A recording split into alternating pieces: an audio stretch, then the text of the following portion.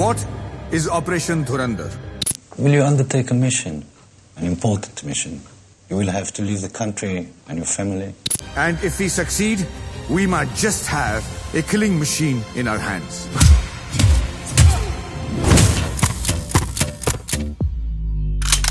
They're all gone. What happens when two filmmakers, totally worlds apart, end up telling the exact same story, just set in a different time and a different part of the world? In 2005, Steven Spielberg made Munich, which isn't just a gripping spy drama, it's this intense, gritty look at a Mossad operation launched after the events of Black September. Good afternoon. I'm speaking to you live just outside the Olympic Village in Munich, West Germany. At this moment, 8 or 9 athletes of the Israeli team are being held prisoner. These guerrillas are a group called Black September. For anyone who might not be familiar, Black September was the devastating attack during the 1972 Munich Olympics, where 11 Israeli athletes were taken hostage and tragically lost their lives. They're all gone. Right after the attack, the Israeli government launched a highly classified global retaliation campaign. We have 11 names. Each had a hand in planning Munich. You're going to kill them, one by one. And the actual internal code name for that covert mission was Operation Wrath of God.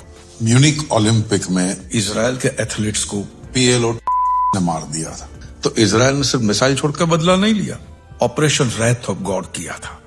एक एक ढूंढ के घर में घुस के मारा था। This clip is from Aditya Dhar's first film, Uri the Surgical Strike. And from Uri to Dhurandhar, Aditya has been dealing with heavy retaliatory operations. Dhurandhar is all about the fallout and retaliation for 26/11, the 1999 Kandahar hijack, and the parliament attacks. It follows a spy going deep undercover, trying to pull intel from the Pakistani underworld to stop future tragedies. Espionage के इतिहास में पहली बार हम अपना asset Pakistani underworld, उनका mafia, उनकी gangs को infiltrate करने भेजेंगे.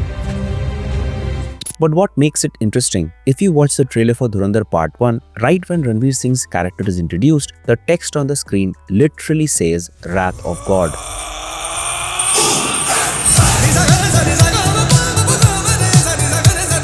And believe me, this isn't just a thematic meta-reference, because even though Spielberg's Munich and Aditya's Dhurandhar are set in two different parts of the world, their storytelling DNA, how they handle revenge, deep cover operations, and the massive psychological weight of espionage is incredibly connected. We have to show them we're strong. Sir मुंह तोड़ने के लिए मुट्ठी बंद करना जरूरी है. There's people. They're sworn to destroy it. We must infiltrate the very core of Pakistan. Forget peace for now. ताकि वो भारत के खिलाफ अगर नींद में भी सोचे ना, तो उनके ख्वाब में हम बैठे नजर आने चाहिए. Chapter 1, rooted in reality and the linear timeline. When you're dealing with massive, real-world tragedies, the way you choose to tell the story is everything. You cannot just drop the audience into the middle of a slick, fictionalized action sequence. You have to earn that investment. And both Spielberg and Dhar understand that the only way to truly honor the weight of these events is to start right at the absolute breaking point. Spielberg doesn't start Munich with the spies plotting in a dark room. He starts with the absolute chaos and the heartbreaking reality of the 1972 Olympics. You watch it happen, you feel the confusion, the media frenzy, and the sheer helplessness of the situation. It grounds you immediately in the why. Why is this happening? Aditya Dhar uses the exact same storytelling anchor. Dhurandhar is completely built upon the deep, collective scars of the 1999 Kandahar hijacking, the 2001 parliament attacks, and later on with the devastating events of 26/11. By grounding the narrative in these defining moments of national trauma, he forces us to sit with the pain of those inciting incidents before we even meet the operative tasked with preventing the next one. And once that catalyst is established, both directors employ a very strict linear timeline. The attack happens, the leaders react, the covert operation is greenlit, the operative goes in. It is a pure, unrelenting chain of cause and effect. By keeping the story moving chronologically, Spielberg and Dhar strip away the safety net of movie magic. We don't get the comfort of knowing how it ends beforehand. Instead, we go on the same exact grueling journey of discovery as the intelligence agencies themselves. And everything feels like an unfolding, high-stakes documentary. Every man we kill has been replaced by worse. You tell me what we've done. You killed them for Munich, for the future, for peace. There's no peace at the end of this, no matter what you believe. You know this is true. Chapter 2, The Geography of Shadows. In a lot of espionage films, locations are just glamorous backdrops. The spy goes to Paris and we see the Eiffel Tower. Then they go to Rome and we get a beautiful tracking shot of the Colosseum. But in the storytelling language of Munich and Dhurandhar, geography is not a postcard, it is a trap. Spielberg maps out the cities of Europe and the Middle East as cold, unforgiving landscapes. When his team of operatives is in Paris or London, they are not enjoying the scenery. They are looking at the exits. The streets feel claustrophobic, the hotel rooms are cramped, dimly lit, and usually filled with the anxiety of assembling a makeshift explosive.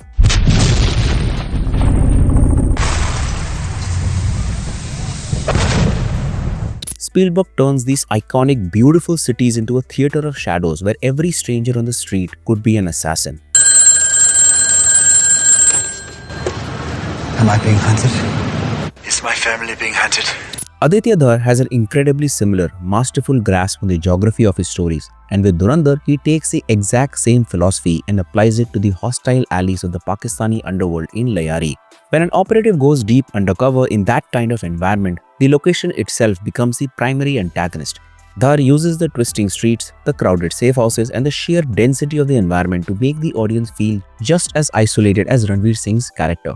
Both directors use their locations to strip away the operative's sense of security. They make us feel the oppressive weight of being an outsider in a place where your very presence is a death sentence. We buy information for you from your enemies. You're not the only people looking for names. You're telling me I'm being hunted now? He's telling you it's time for you to quit. Chapter 3: The Mechanics of the Waiting Game. So you are trapped in this completely hostile environment. What happens next? How do you actually execute the mission without getting caught? This brings us to the mechanics of the waiting game. If you look closely at Munich, true suspense never comes from the trigger being pulled. It comes from the agonizing minutes right before. Spielberg zeroes in on the terrifying, messy reality of deep cover hits. There is a sequence in Munich where the team plants an explosive in a telephone. I turn it on. He picks up the phone, turns on the red light. Then take out the key, insert it, and turn.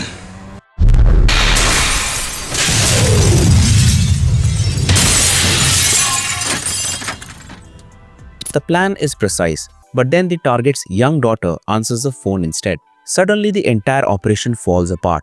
The tension in that scene is unbearable and it relies entirely on cross-cutting between a ticking clock, a panicked operative running down the street, and a completely innocent child. It is not slick, it is not glamorous, it is terrifyingly human. Aditya Dhar shares his exact understanding of cinematic tension. He treats covert missions with a raw, almost clinical precision.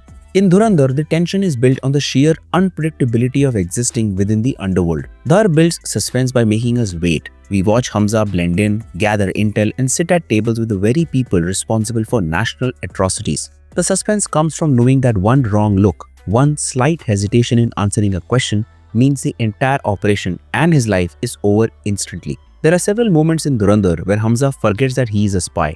Check this scene when Rahman visits the office of the Khanani brothers. Hamza is so engrossed with checking the surroundings that he almost forgets that he needs to be walking ahead of Rahman to open the door. Or the entire car sequence followed by the hand-to-hand combat in the climax is all done to ensure the waiting game and Hamza's ascent to the Layari throne happens organically. Both Spielberg and Dhar understand that the most gripping moments in espionage cinema happen in the quiet. They happen when a character realizes they might have just been made and the audience is left waiting for the other shoe to drop. But living in that constant state of tension, always waiting for the other shoe to drop, does something to the person. And that brings us to the most crucial connection between these two filmmakers, their absolute refusal to ignore the human cost. However, before we get into the heavy toll of Retaliation, please support this channel by hitting that subscribe button if you are enjoying this deep dive. We are building a real community here for movie lovers and I would love for you to be a part of it. Chapter 4: The Heavy Toll of Retaliation. I'm really sorry for your trouble, I swear to God I am. I'll get you out of this. I cannot do it overnight, but I will get you out. You cannot ask a human being to become a weapon of retaliation and expect them to walk away with their soul completely intact. In Munich, the tragedy isn't just the initial attack. The tragedy is what the retaliation does to Avnar, Eric Bana's character, the lead operative. Throughout the film, we watch a devoted family man slowly lose his mind. The paranoia sets in so deep that by the end of the movie, he is tearing apart his own mattress, convinced there is a bomb inside. Spielberg makes a profound statement. Vengeance, even when justified, hollows you out. This film is an attempt to look at policies and to understand why a country feels its best defense against a certain kind of violence is counter-violence. The mission takes everything from him: his peace, his sense of home, and his identity. Aditya Dhar tackles the same immense psychological burden through Hamza as well as through Ajay Sanyal, Madhavan's character. For the first year, Hamza is just waiting for a way into Rahman's gang. The mental toll of waking up every single day and having to be a shadow. Once he is in Rahman's gang, how long can he pretend to be a part of the underworld before he forgets how to be himself? After the 26/11 attacks, he is searching for the right opportunity to take revenge. How do you carry the weight of knowing that if you fail, another tragedy strikes your homeland? Even the scene when Rahman is pronounced dead, there is a sense of real and unreal acceptance for Hamza. But while he is doing all this, every time he opens his diary to either write or scratch off names, a part of his soul is lost, which is incomplete by just one aspect. A great espionage movie must have: the sound of suspense. And both these directors use this filmmaking tool masterfully. When you watch a massive action blockbuster, you usually expect a blaring, heavy background score. The music is practically yelling at you, telling you exactly when to feel excited or scared. But Spielberg and Dhar take the exact opposite approach. When they want to build real anxiety, they weaponize the silence. Think about the most nerve-wracking scenes in Munich. Even though a legend like John Williams composed the score, in the agonizing moments right before an operation is executed, the music completely drops out. What do you hear instead? You hear the heavy, nervous breathing of the operatives. Spielberg makes the audience hyper-aware of every single ambient noise because in a covert operation, any unexpected sound means you have been caught. With Aditya Dhar, his scripts have a musical language, something that even Shashwat Sachdev acknowledged in a recent interview. Actually, he's also not just a great writer, he's also a very, very good dialogue writer. So they are so inspiring that they are telling you a story. I think that does most of the talking. It tells you what it wants, you know. Whether it be when Rahman meets Iqbal for the first time or when Hamza sees the visuals of the 26/11 attack, each of those are examples of immersive, hyper-realistic sound design. But for me, the sequence post-interval when Rahman is about to be encountered by SP Aslam and Hamza is trying desperately to save him, that entire sequence, right from when he catches the lies of the servant to the phone calls with Jamil and then his face-off with SP Aslam, every beat, every silent second amplifies the scene. By effectively using sound as a narrative tool, both directors force you to lean in. चिंगारी लगाकर तुझे ये लगा तूने आग पर काबू पा लिया है। यहाँ बारूद का ढेर बैठा है तुझ जैसों को राख करने के लिए।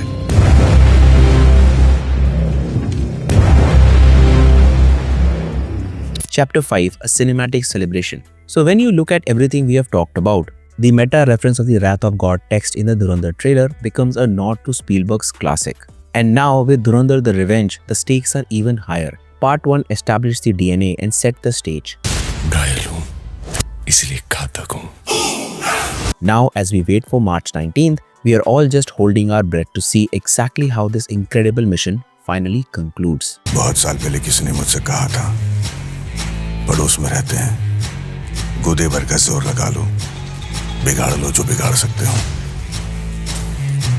बिगाड़ने का वक्त आ गया है.